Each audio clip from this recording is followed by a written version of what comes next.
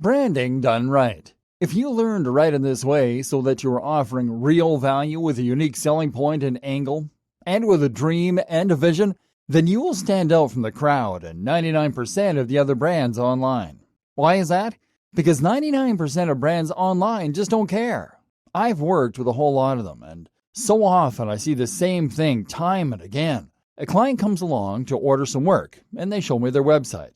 Their website doesn't have a brand. The name of their website is the keyword getgreatabs.com.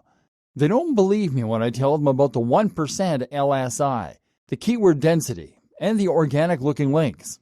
Rather, they just want that keyword repeated as often as possible. They ask for generic titles for their content: best diet for abs, top sit-up exercises, how to lose belly fat. They clearly don't know about the niche they're in. They don't care, and they don't have anything new to say. And as a result, they fill their site with tired, generic, and derivative content that is stuffed with keywords and all tied together in an uninspiring brand.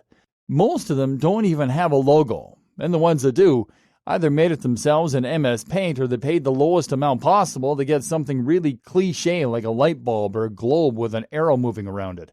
Then they tell people to follow them on Facebook, where they post repeatedly about, check out my new ebook here. They have nothing interesting or new to say. They've done their research, they know the keywords, and they know that this is a good niche to be in. But they don't understand the niche. They have no heart, and so they are destined for failure. Worst of all, they have no skill. Now, take a look at the sites you already read on a daily basis. Take a look at your favorite blogs and vlogs. What are they like? Chances are that they have a clear mission statement and brand. They aren't for everyone, but they have a legion of loyal fans.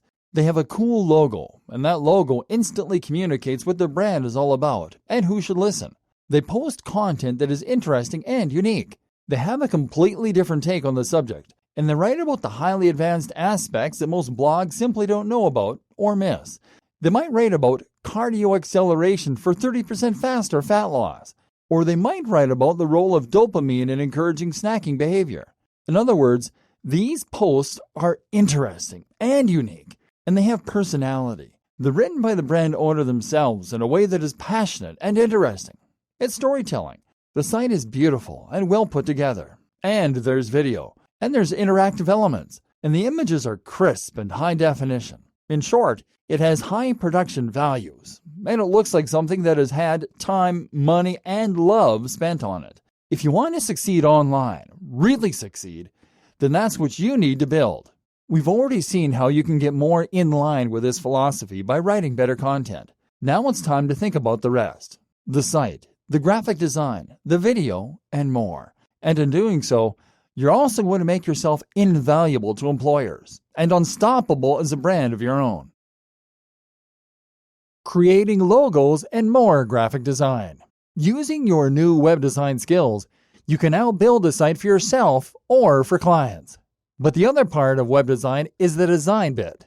And in fact, this is another highly in-demand skill that it really pays to learn.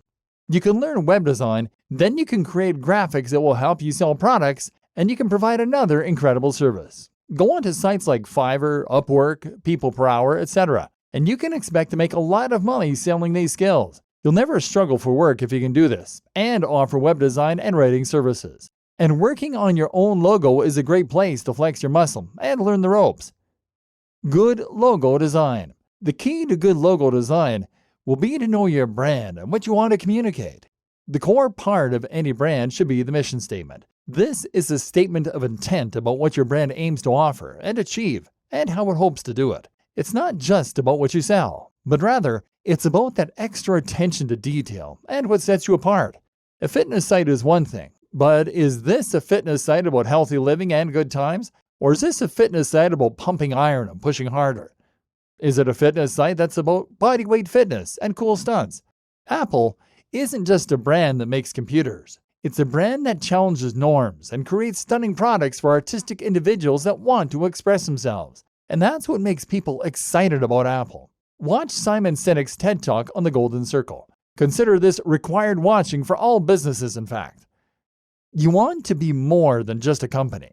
You want to be a movement, something people can get behind, because this will make them want to read your content, follow you on social media, and buy your products all the more. And the job of your logo is to communicate this perfectly. You can do this by thinking up related imagery. Why not create a mood board, a selection of different images that inspire you or that are related to the message you want to put across? Then try combining those images in different and unique ways to see if you can come up with something unique that way. Avoid cliché and try to be objective by surveying people to see if the brand expresses your business correctly. Then go to work making the logo. The tools. The tool you're going to use to create your logo is Adobe Illustrator. This is not negotiable.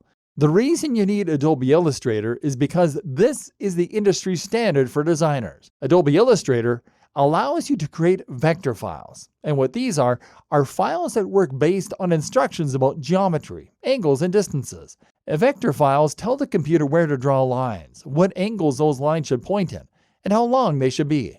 This means that you can zoom in and all the ratios and angles remain the same. There will be no loss of quality. It also means that the image can be edited at any time by dragging the individual lines, cutting bits off, etc. The opposite is a raster file, a JPEG or PNG. If someone hires you to make them a logo and you make it in Photoshop and give them a JPEG or PNG file, then they will likely laugh in your face. Using Illustrator is not terribly easy, but if you follow some YouTube tutorials, you should be able to grasp the basics. The key is to understand that those lines are what are making up all your images.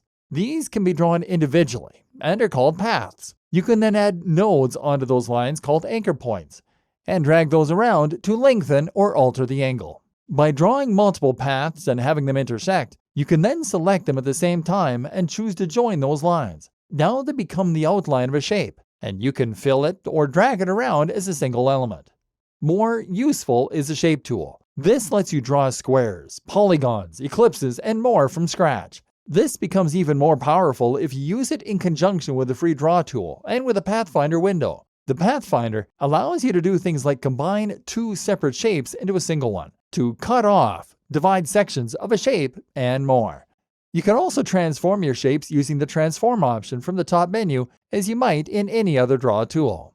Combine these features together with a little extra watching, and you can start to create some rather complex shapes. What's handy is that any wonky lines will get smoothed out for you, and you'll see guidelines as you drag things to help you find center points or to line up elements that are opposite each other on the screen. Create something unique this way, and then choose a great font from a site like Font Squirrel, and you have your logo. It will look much more professional than anything you would make with any other tool.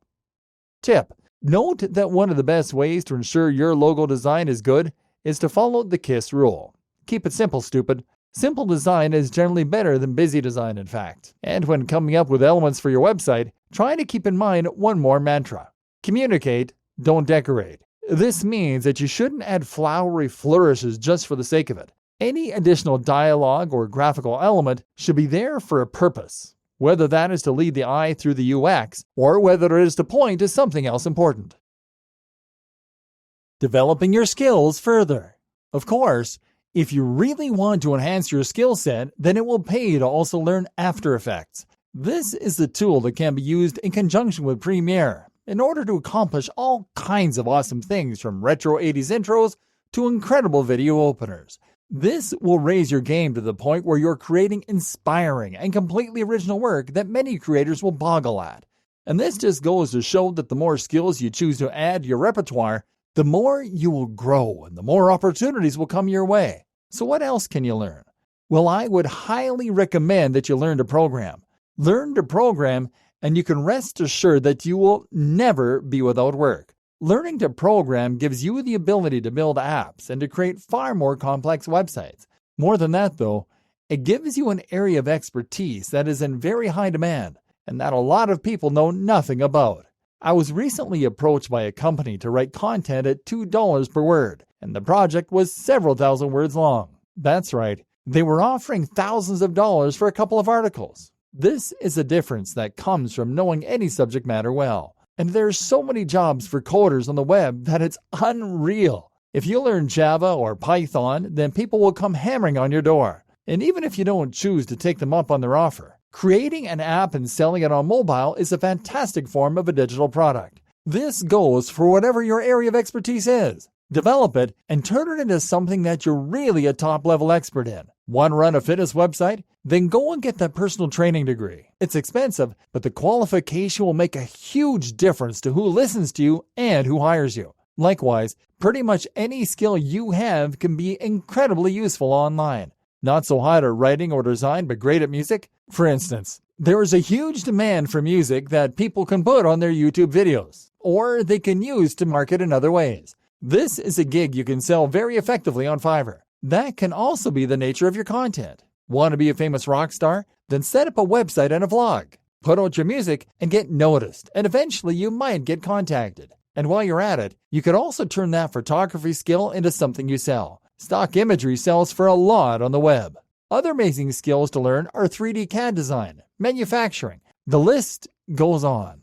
So don't just write content and call yourself a marketer. Learn these skills and become absolutely unstoppable. Then the web is yours.